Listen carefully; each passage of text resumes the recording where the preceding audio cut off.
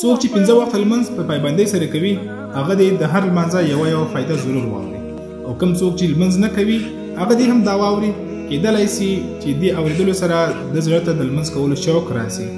او دغه ویډیو د ثواب په خاطر باندې شیر کړئ کېدلی سي تاسې یې شیر کړئ یو څوک یې واوري هغه پر دې خبره باندې عمل وکړي او ستاسې د شیر کېدو په خاطر باندې هغه لمونځ کول شروع کړي نو اول به د سهار د لمانځه فایده درته وښیم چې کوم څوک د سهار لمونځ وکړي دا په مخکې به نور راسي او چې کوم څوک د سهار لمونځ نه کوي د هغه مخه څخه به نور ختم سي او کوم څوک چې د ماپښین لمونځ کوي هغه له به الله دولت ولره ورکړي هغه له به الله ډېرې پیسې ولره ورکړي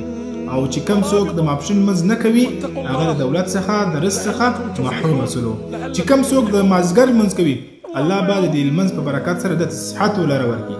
دته به روغ صحت الله ولره ورکړي چې کوم څوک د مازدیګر لمونځ نه کوي الله به د روغ صحت څخه محروم کړي او چې کوم څوک د ماښام لمونځ کوي الله به ورته کامیابي ورکړي چې کوم څوک د ماښام لمونځ نه کوي پوه سي چې دا ناکامه دی دې له کامیابي نه میلاویږي او چې کوم څوک د ماخستن لمونځ کوي الله به ورته د سکون خوب ولره ورکړي الله به ورته راحت خوشحالي ورته نصیب کړي چې کوم څوک د ماښام ماخستن لمونځ نه کوي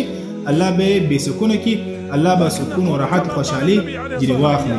دا خو د لمانځه یو فایده سوه بلکې د لمانځه دومره فایدې دي یو حدیث مبارک درته بیانوم په ورځ د آخرت اول حساب د لمانځه د شروع کېږي چې کله د لمانځه حساب کې انسان برابر و دا پاتې حساب کې الله اساني ورسره کوي او چې کله د لمانځه حساب خراب سي دا پاتې حساب کې الله رب العزت